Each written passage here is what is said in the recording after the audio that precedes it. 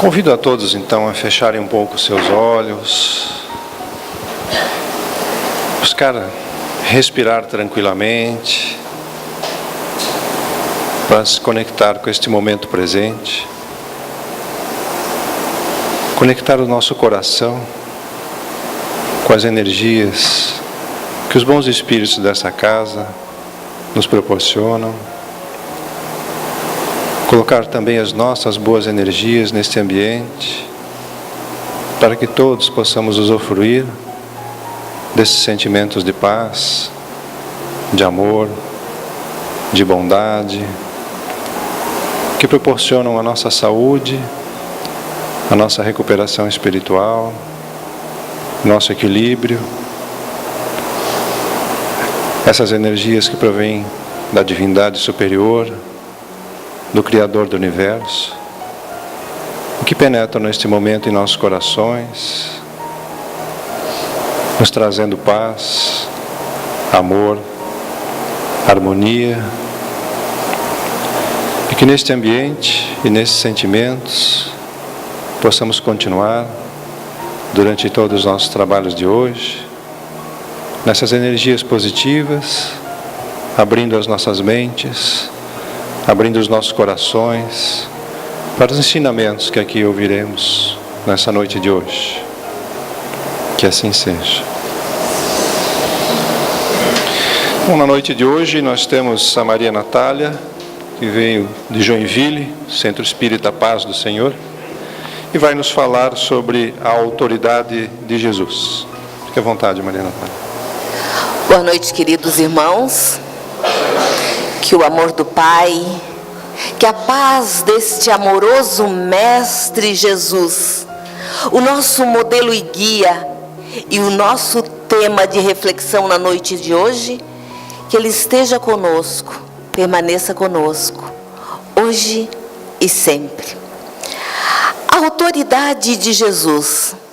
Vamos buscar esse tema no Espírito Amélia Rodrigues, pela psicografia de Divaldo Pereira Franco, no livro Trigo de Deus, um livro lindíssimo, dos 10 livros lindíssimos de Amélia Rodrigues, que começa com o livro Primícias do Reino e termina com o 10º livro, Vivendo no Mundo dos Espíritos. Então, no Trigo de Deus, nós vamos encontrar o tema A Autoridade de Jesus. E ela vai falar, porque esse é o forte de Amélia Rodrigues, falar a respeito dos dias venturosos em que Jesus estava na sua chamada vida pública, andando pelas estradas poeirentas da Galileia há 2000 anos.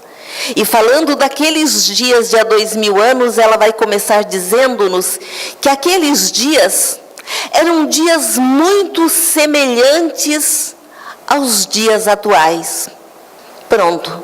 Só com essa primeira frase, nós já podemos parar para fazer uma reflexão. Porque já se passaram 2000 anos mais, e ela está dizendo que aqueles dias, mas ela não está falando do dia atmosfera, está falando da criatura encarnada, que aqueles eram momentos, dias muito parecidos aos momentos que se vive agora, os dias atuais. Ela vai dizer que a Terra de há 2000 anos, quando Jesus por aqui estava, a Terra era como se fosse uma imensa seara, uma imensa lavoura, na qual o trigo se encontrava mirrado, pois que estava vencido pela erva daninha destruidora. Olha a comparação, a metáfora que ela faz para nos falar do planeta Terra 2000 anos atrás, como se fosse uma grande plantação de trigo, porém um trigo que não frutificava, tinha dificuldade porque estava mirrado pela erva daninha.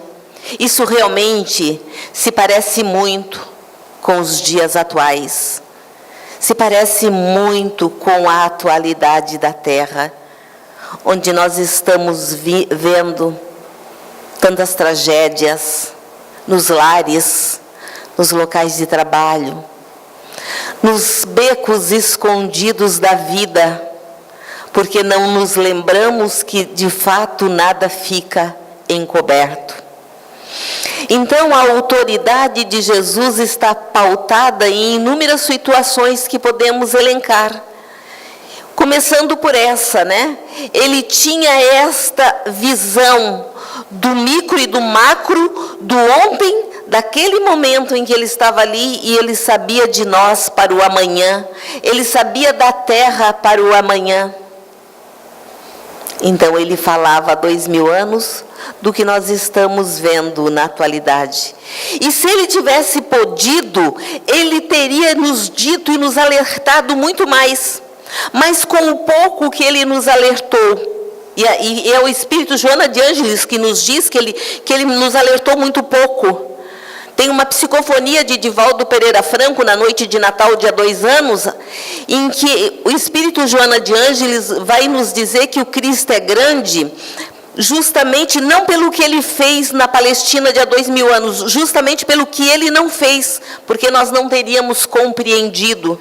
Se com o pouco que ele disse e fez, ele foi crucificado, se ele tivesse dito mais, sendo que não estávamos prontos para ouvir, a mensagem teria se perdido. É como quando nós botamos luz demais no ambiente e a luz nos cega. Então, ela diz que o Cristo é grande não pelo que ele disse ou fez, mas justamente por tudo o que ele não disse e não fez na Palestina de há 2000 anos. Mas vamos lembrar que nesse momento em que nós falamos tanto na Terra de processos obsessivos, de obsessão, vamos lembrar que entre todos os nomes pelo qual Jesus ficou conhecido, ele ficou conhecido também como o Senhor dos Espíritos. Porque hoje o trabalho que nós fazemos nas casas espíritas, que alguns segmentos dos nossos irmãos evangélicos também fazem, né, os trabalhos de desobsessão, claro que cada um faz do seu modo, né, os nossos irmãos evangélicos fazem de uma outra forma. Foi Jesus o primeiro a nos ensinar, pela autoridade que ele tinha sobre os espíritos, que naquela época de há 2000 anos eram chamados de espíritos imundos. Hoje nós chamamos de espíritos obsessores. Imundos, se nós fôssemos falar de imundos moralmente, né? Hoje nós dizemos que são os nossos irmãos obsessores. Então, esta autoridade do Cristo para com aqueles espíritos. Vamos lembrar, porque os evangelhos estão cheios de passagem, que se o espírita for prestar atenção, vai ver, nossa, mas aqui Jesus estava fazendo um processo de desobsessão, aos moldes que a doutrina espírita nos ensina. Mas vamos lembrar de um episódio. Era sábado no entardecer, e Jesus entra na sinagoga de Cafarnaum. E um espírito que tomava um homem, portanto, um espírito que obsediava aquele homem, levanta esse homem. Então, a força desse espírito que faz com que o homem levante. Na hora que Jesus entra pelo corredor, o homem tomado pelo Espírito levanta-se, e o Espírito diz. Claro que as pessoas que estavam ali achavam que era o homem que estava falando, né? Mas Jesus sabia, porque ele tinha e tem olhos de ver, né? E o Espírito diz, Jesus de Nazaré, eu sei quem tu és. Percebam, o nosso tema da tarde de hoje é a autoridade de Jesus. Os espíritos obsessores sabiam. Aqueles que estavam reencarnados na Palestina de há 2000 anos não sabiam quem ele era. Os espíritos, mesmo obsessores, sabiam quem ele era. Jesus de Nazaré, eu sei quem tu és. O que Jesus diz? Sai dele e não tornes a voltar, pois que ainda não chegou a minha hora. Aí agora nós vamos parar um pouquinho, já que a proposta é a nossa reflexão, é por isso que nós viemos à Casa Espírita, é por isso que nós abrimos uma página para ler, né? Vamos imaginar Estamos aqui na casa de Jesus e de repente entrasse um irmão nosso obsediado e olhasse para um de nós e gritasse pelo nome. Vamos imaginar que tem um José aqui sentado. José, eu sei quem tu és. Será que nós tínhamos a serenidade e a autoridade que Jesus tinha a ponto de fazer o obsessor calar? Ou será que nós já íamos começar, ai meu Deus do céu, ai meu Deus, é agora que ele vai dizer tudo de mim? Será que Jesus ficava tranquilo? Não tinha nada que aquele espírito pudesse dizer dele que iria maculá-lo. Se alguém grita, eu sei quem tu és, vamos imaginar alguém entrando ali dizendo, Natália, eu sei quem tu és. De duas uma. Ou nós ficaríamos muito envaidecidos se ele começasse a nos incensar, e eis aí o perigo maior, né, dos processos obsessivos, ou nós teríamos muito medo. Ai, o que será? Que de todas as minhas cacas, ele vai dizer de mim nesse momento. Mas a autoridade de Jesus era para com os encarnados e muito fortemente ele o demonstrava também em relação aos desencarnados. Por isso, entre todas as formas que nós conhecemos e falamos de Jesus, ele é chamado de o Senhor dos Espíritos. Mas fica aí a pergunta, se alguém perguntasse para nós, um espírito através de um médium, eu sei quem tu és, como nós receberíamos? Porque não foi Jesus o único que deu o exemplo de quando um espírito dizia, eu sei quem tu és, não se sentia nem envaidecido se o espírito dissesse grandes elogios e nem preocupado se o espírito fosse dizer coisas desastrosas. Vamos lembrar de um outro mensageiro? Vamos lembrar do apóstolo Paulo, Paulo de Tarso, o doutor da lei, o membro do Sinédrio. Portanto, Paulo era judeu. Um judeu que quem leu o livro Paulo Estevão, vocês já perceberam que todas as vezes que eu venho a essa casa, de uma forma ou de outra, eu falo do livro Paulo Estevão? Porque um repórter perguntou a Chico Xavier, dos 500 e tantos livros que ele recebeu, Chico Xavier, qual o livro mais bonito? E Chico disse que o livro mais bonito que ele recebera foi justamente o livro Paulo e Estevão. E os espíritas não conhecem o livro Paulo e Estevão em profundidade. Então, Paulo, para quem já leu o livro vai lembrar, Paulo era um membro do Sinédrio, um doutor da lei, que ao não conhecer Jesus, né, a época em que Jesus estava nos 4 anos da vida pública, Paulo estava em Tarso, na sua cidade natal, ele volta para Jerusalém para ocupar um cargo no Sinédrio, e nesse momento Jesus já tinha sido crucificado.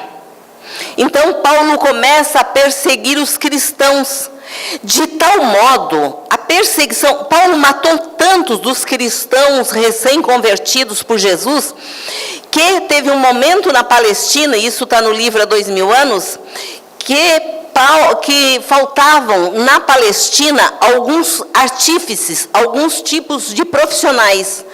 O livro Paulo Estevão, que também fala desse assunto, dá o exemplo de padeiros e pedreiros. Teve um momento que a grande cidade murada, chamada Jerusalém, ficou em falta de padeiros, e o pão era o alimento principal, e pedreiros, porque ou Paulo tinha mandado matar, ou tinham fugido de Jerusalém por medo da perseguição de Paulo aos cristãos.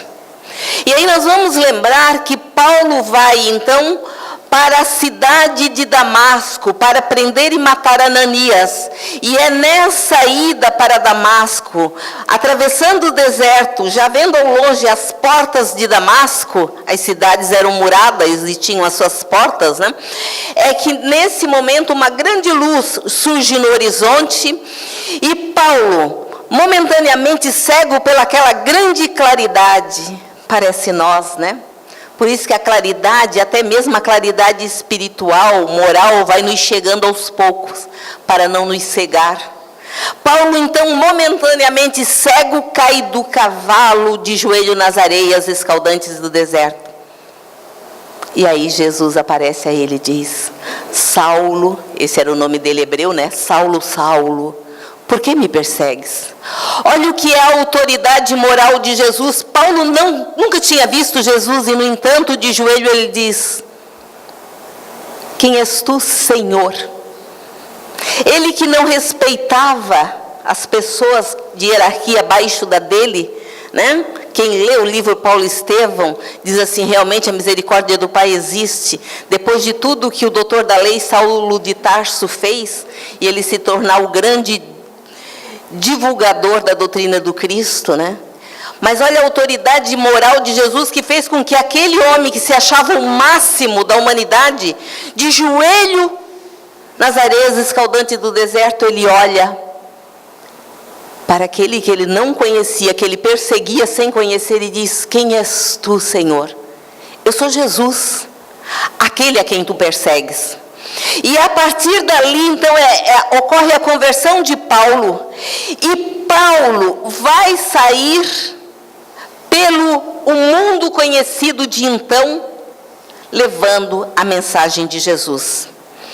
Mas a minha pergunta foi: se surgisse aqui alguém, né, alguém que com mediunidade ostensiva, mais obsediado, e o Espírito começasse a gritar para nós: eu sei quem você é. Como nós ficaríamos? Porque isso aconteceu inúmeras vezes com o apóstolo Paulo, quando ele começa a viajar, né? Tem as grandes viagens de Paulo, levando para as regiões distantes da terra, distante de Roma, distante de Jerusalém, a mensagem da Boa Nova. E os espíritos gritavam para Paulo os seus equívocos. Ué, mas o que acontecia se Paulo tinha Paulo tinha vários crimes na consciência de todos aqueles que ele mandara matar. Mas nós vamos ficar na história de Paulo apenas com um episódio.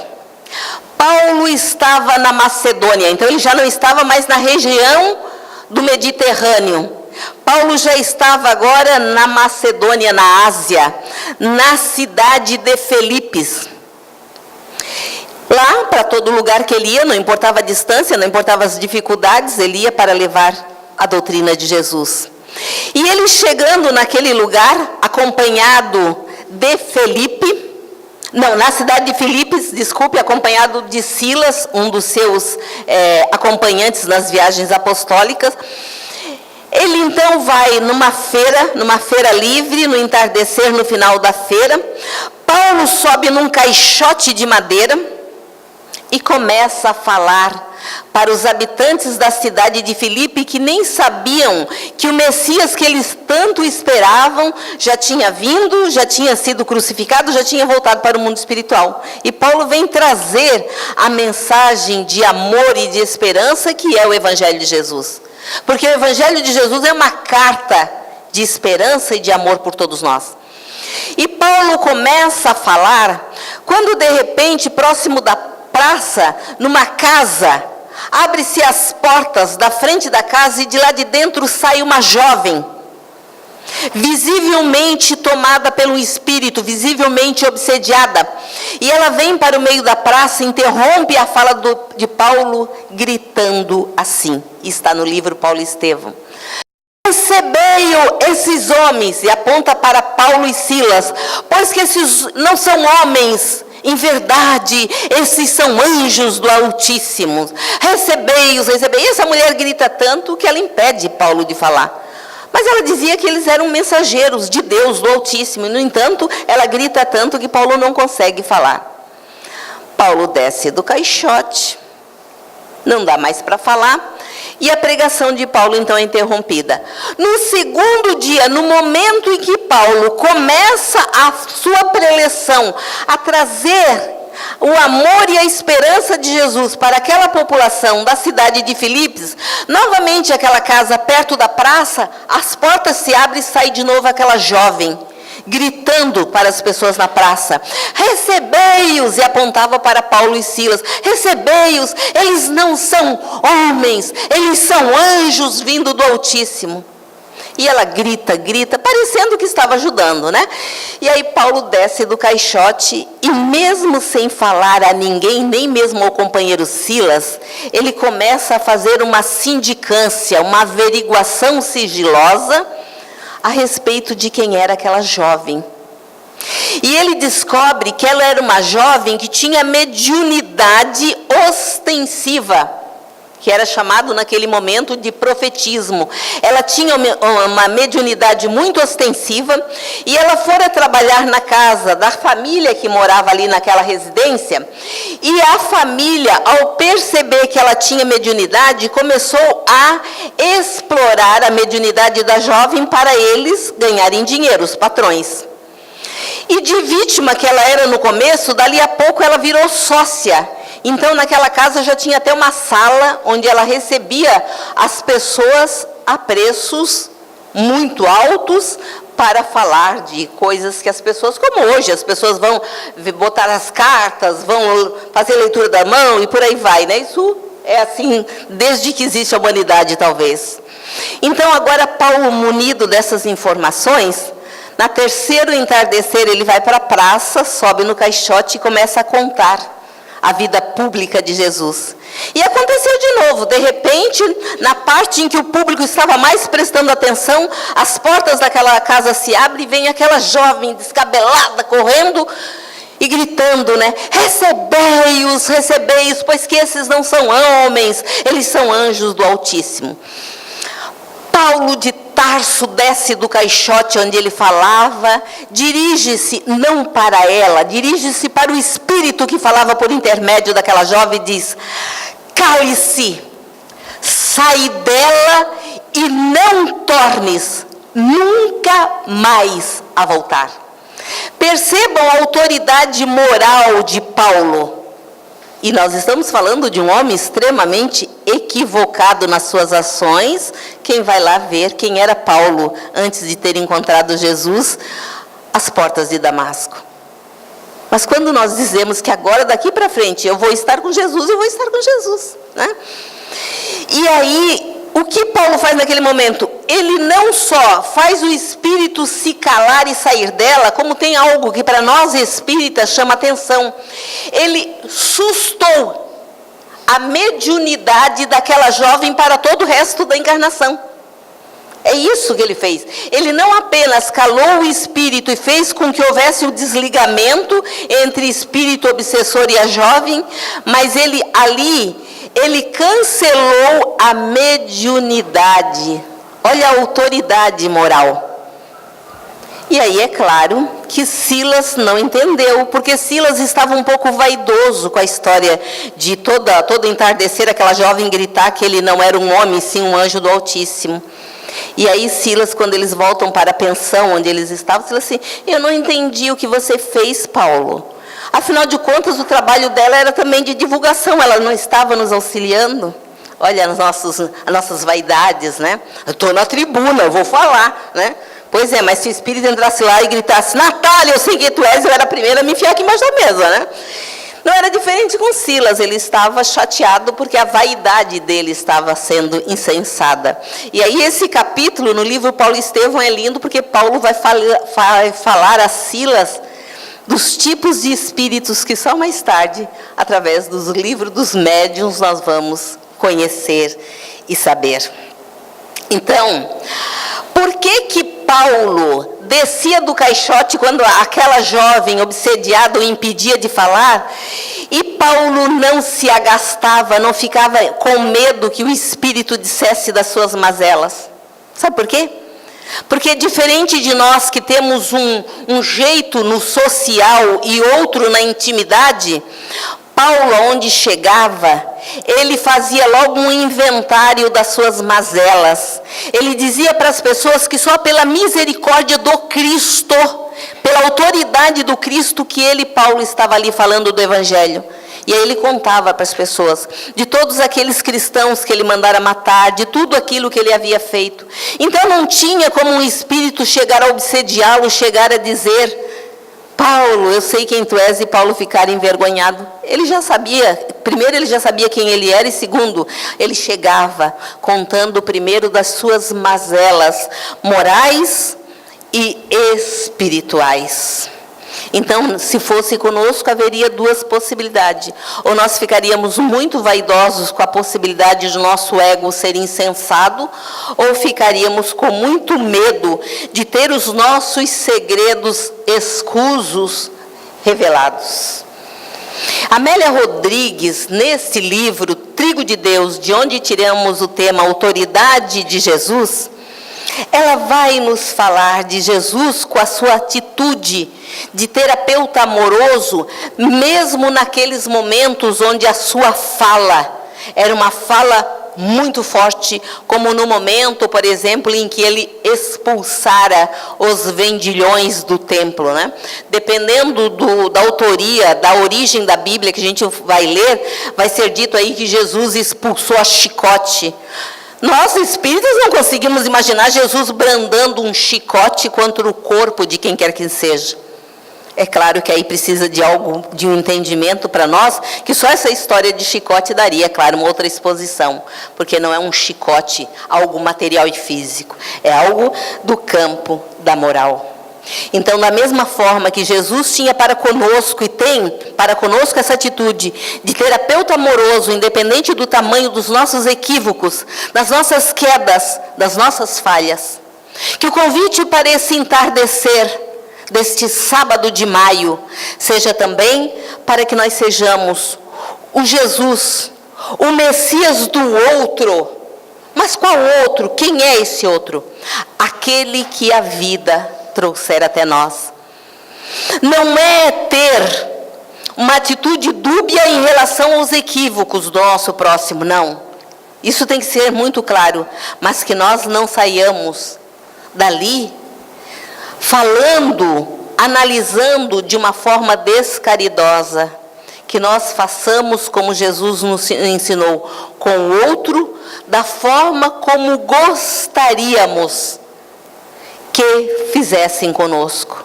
Porque da mesma forma como os espíritos, mesmo os mais atrasados, conheciam Jesus, Ele também nos conhece. Os espíritos nos conhecem. Os espíritos sabem de nós. Porque nós estamos, como disse Paulo, numa das suas cartas, o tempo todo rodeados por uma nuvem de testemunhas. E o pior é que é uma nuvem invisível aos nossos olhos, né?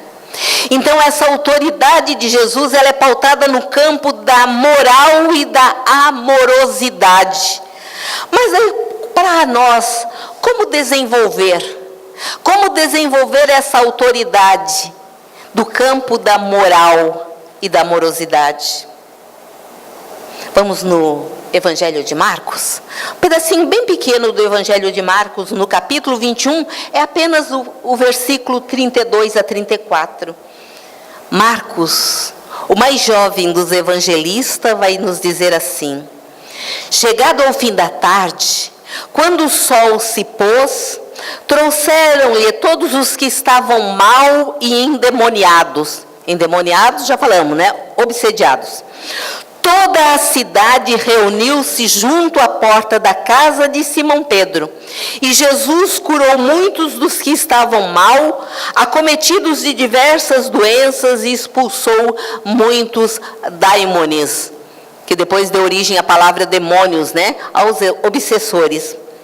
Mas Jesus, olha o detalhe, mas Jesus não deixava os daimones falar, porque estes o conheciam. Percebam o que o evangelista Marcos está nos dizendo neste parágrafo, que até mesmo os espíritos mais atrasados, que naquele momento estavam na Palestina, fazendo uma grande obsessão coletiva que inclusive levou Jesus à morte. Porque a morte de Jesus não foi tramada apenas pelos encarnados, assessorado pelos desencarnados. E Marcos diz que Jesus curava do processo obsessivo, mas não deixava o obsessor falar, porque os espíritos obsessores conheciam e sabiam quem era Jesus. Vamos lembrar, sinagoga de Cafarnaum, Jesus de Nazaré, eu sei quem tu és. Percebam? Até mesmo os espíritos que hoje nos influenciam, nos obsediam, muitas vezes eles sabem de Jesus muito mais do que nós. Mas Marcos começa esse versículo 32 do seu evangelho dizendo assim, ó: chegado ao fim da tarde, quando o sol se pôs. Então Jesus trabalhava, às portas da casa de Pedro no final do dia, atendendo. Chegado, é poético, chegado ao fim da tarde, quando o sol se pôs.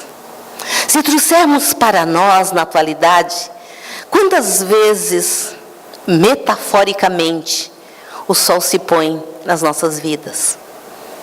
Não o sol astro-rei, o sol da alegria de viver, o sol da paz. Quantas vezes, diante de problemas, diante de obstáculos a vencer, nós nos comportamos e nos entristecemos como se o sol estivesse se pondo em nossas vidas. Quantas vezes o sol se põe e nós esquecemos que esse é o momento em que os nossos amigos espirituais, que é aquele que nos amam, mais próximos de nós ficamos. Os nossos irmãos católicos têm o poema Pegadas na Areia. Quem aqui já ouviu falar, conhece, Aquele poema que a mulher caminha, porque ela pediu para Jesus que nos momentos de aflição a carregasse no colo. E aí ela vê que nos momentos mais atribulados da sua passagem pela vida, nos momentos de mais dor, quando ela olhou as suas pegadas na areia, só tinha um par de pegadas. E ela reclama dizendo: Senhor, nos momentos de maior dor, tu não estavas comigo, pois só tenho um par de pegadas. São as minhas pegadas no momento em que te carreguei no colo. Então é nos momentos em que o sol se põe na nossa vida. Será que nós temos lembrado de chamar por Ele, de chamar pelos nossos amigos espirituais, pelo nosso mentor, também chamado de anjo guardião? Que encarnação nós estamos vivendo? Portas adentro do coração, portas adentro dos sentimentos. E mais, que encarnação nós estamos preparando hoje para a próxima vez que voltarmos à Terra? Vamos lembrar que a nossa estada na Terra hoje, ela é fruto dos nossos investimentos e todas as nossas situações do hoje, mas nós temos hoje a colheita das encarnações que passaram. E ao mesmo tempo nós temos hoje o trabalho, o projeto, construir o projeto da próxima encarnação. Já paramos para fazer essa reflexão? Quando eu voltar à Terra, ou a um outro mundo equivalente, que tipo de encarnação eu terei? Portanto, que tipo de encarnação para o amanhã eu estou preparando hoje? Quando eu digo quando nós voltarmos a um mundo equivalente à Terra, é porque nós, os espíritas, sabemos que a Terra está saindo da sua condição de mundo de expiações e de provas, a Terra está assumindo a maturidade de transformar-se em mundo de regeneração. E aí nós estamos sendo convidados para sermos trigo de Deus, que é o título do livro, como dissemos, de onde tiramos a fala desta noite. Então, essa autoridade de Jesus em ser o Senhor dos Espíritos, nós que conhecemos e aceitamos a terceira revelação, chamada para nós de doutrina espírita, nós estamos sendo convidados a sermos, sim, Senhor dos Espíritos, começando a sermos mais senhores de nós mesmos, cada um de nós ser senhor de si mesmo, já que somos espíritos. Parece-me, segundo muitos autores, o próprio Divaldo, às vezes nos grupos menores com que ele trabalha, né? Já falamos nessa tribuna que desde o ano 2012, desde o ano 2012, nós vamos todos os anos no mês de outubro a Salvador estudar com Divaldo Pereira Franco. É um estudo de 4 dias que ele faz todos os anos no mês de outubro. Este ano, não sei porquê, pela primeira vez ele mudou o mês, não vai ser em outubro e setembro. Há quem diga que é porque depois ele desencarna, mas tudo bem, né? Ele não morre, ele só desencarna. Outros dizem que é porque ele tem compromissos com a doutrina espírita fora do Brasil. Enfim, em geral é no mês de outubro. E nessas conversas, Divaldo nos fala muito a respeito da Palestina de há 2000 anos e quem eram os espíritos reencarnados lá na Palestina de há 2000 anos. E Divaldo deixa muito claro que muitos de nós éramos os que estavam lá. Para nós que a doutrina espírita faz sentido, é porque nós já fomos hebreus, nós já estivemos reencarnados, né, como hebreus, entre o povo do Antigo Testamento, o povo hebreu, nós já estivemos reencarnados entre os cristãos primitivos. Por isso a doutrina espírita faz sentido e hoje nós estamos na presente encarnação espíritas. Mas o que será que nós estamos também fazendo com esta dádiva em prol da nossa evolução? E quando falamos em Jesus na Palestina de há 2000 anos, por que Jesus escolheu justamente aquela região? Você que me ouve nesse momento, você já parou para se fazer essa pergunta? Mas por que Jesus escolheu surgir na terra, na Palestina? Você já se fez essa pergunta? E mais, você tentou encontrar em você, no seu mundo íntimo, a resposta? Porque vamos lembrar, né? Jesus poderia ter surgido na terra há 2000 anos entre os egípcios. Ele poderia ter surgido entre os romanos. Por quê? Entre os palestinos. Nós dizemos que é porque era o povo que já acreditava no Deus único. Mas Jesus não podia ter vindo justamente dentro de um outro povo, de uma outra cultura, justamente para ele trazer a ideia do Deus único? Você já parou para se perguntar, já que Divaldo diz que a maioria de nós estava lá na Palestina de há 2000 anos, por que Jesus escolheu justamente aquela região específica? Aquela região que não o recebeu, porque a Palestina de há 2000 anos não recebeu Jesus. E ele também sabia disso. Tanto que ele disse, vendo toda a forma como aquele povo se comportava, mediante a sua mensagem de esperança e amor, porque o Evangelho de Jesus é o sol das nossas vidas, é uma mensagem de ânimo, é uma mensagem de esperança e amor. E vendo os corações endurecidos daquelas pessoas, vamos lembrar que ele disse naquele entardecer sentado nas escadarias do templo: ó Jerusalém, Jerusalém, tu que matas os profetas que te foram enviados. Quantas vezes, Jerusalém, eu quis te agasalhar sob o meu manto, da mesma forma que a galinha agasalha sobre as suas asas protetoras os seus pintinhos. Mas tu não o quiseste, Jerusalém. E em verdade te digo, que dia virá, que de ti não sobrará pedra sobre pedra. E nós sabemos que a profecia se cumpriu. Isso era mais ou menos o ano entre 30 a 34. E no ano 70, portanto, dali a 30 e tantos anos, nós vamos lembrar que Tito, o romano, invade a Palestina, destrói a Palestina, destrói o templo de Salomão, o maior orgulho da raça judaica, mata muito do povo hebreu, Outros do povo, né, quando eu falo hebreu e judeu, estou falando da mesma etnia, outros vão cativos para Roma, e outros, então, são expulsos da Palestina, e nós vamos vê-los errando de terra em terra, sendo expulso daqui, indo para lá, e aí nós vamos vê-los caminhando e sofrendo pelas estradas da vida, até quando se dá a Segunda Guerra Mundial. Olha, isso é tempo, né?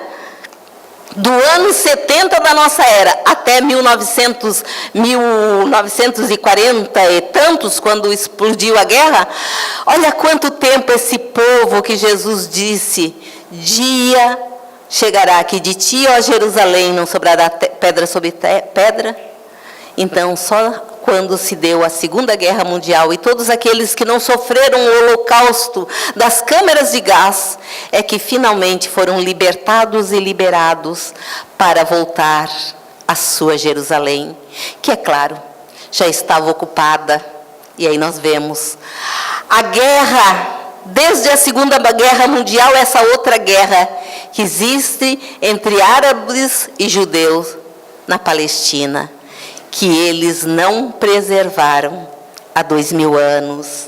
Hoje, a Palestina, que em algumas regiões era um grande verdor, uma grande fartura de flores e frutas, hoje é uma região desértica.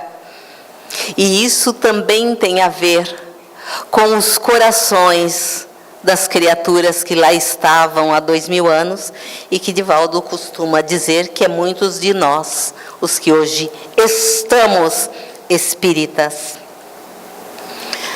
Hoje, um deserto, a Jerusalém de há 2000 anos, como talvez deserto era o nosso mundo íntimo, mas que estamos sendo convidados para fazer germinar em nossa vida, em nossos corações, a semente do amor, a semente do Evangelho, germinar em nós a semente da paz.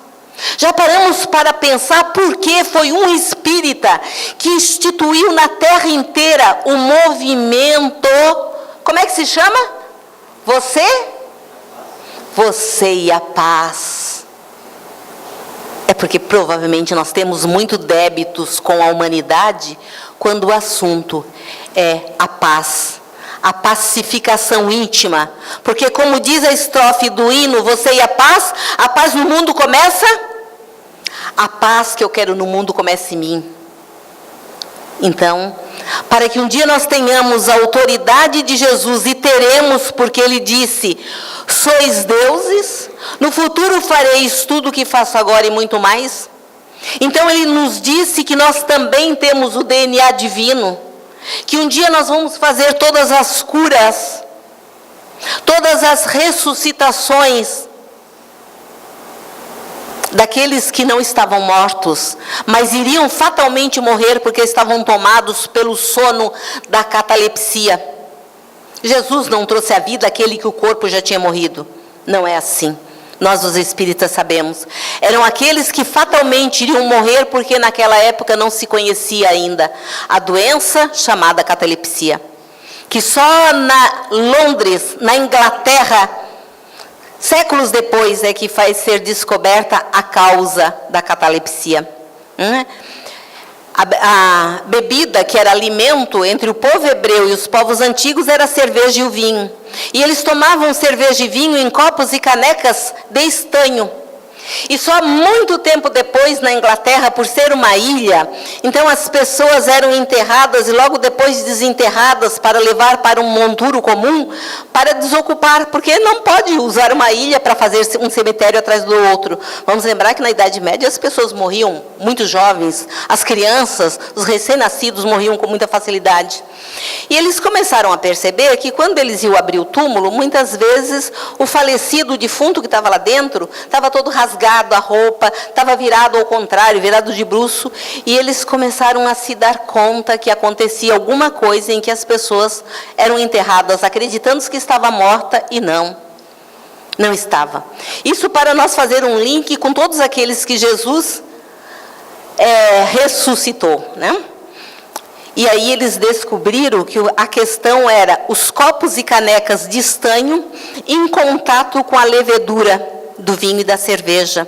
Isso fazia um depósito de micropartículas no cérebro e as pessoas passavam a sofrer ataque de catalepsia. Como elas ficavam imóveis e demoravam a voltar, muitas delas eram enterradas durante a catalepsia. Quem aqui já ouviu, enquanto vocês pensam, eu vou tomar um golinho de água. Quem aqui já ouviu a expressão salvo pelo gongo? Todos? Pois é, salvo pelo gongo vem dessa época, não da época de Jesus, tá?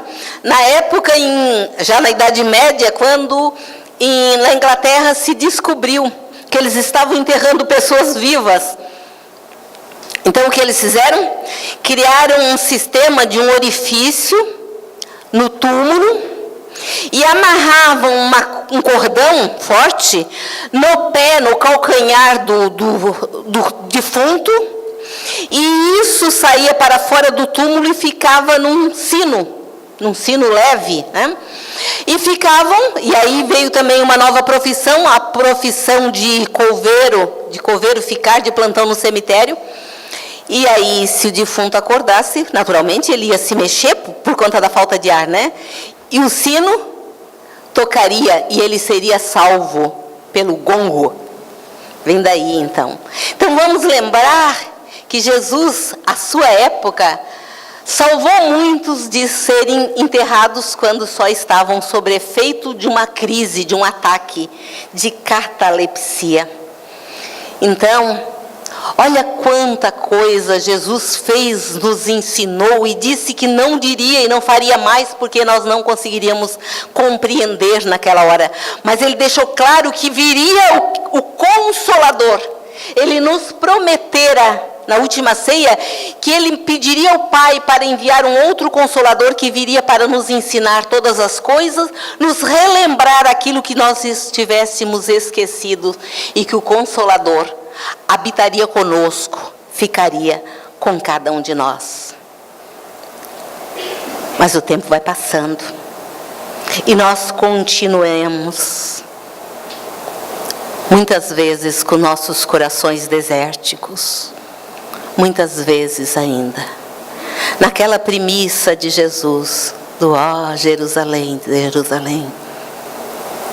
Quantas vezes eu quis te agasalhar sobre o meu manto.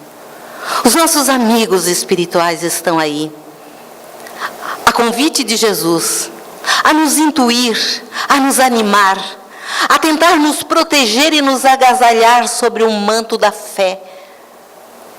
Será que nós finalmente já acordamos?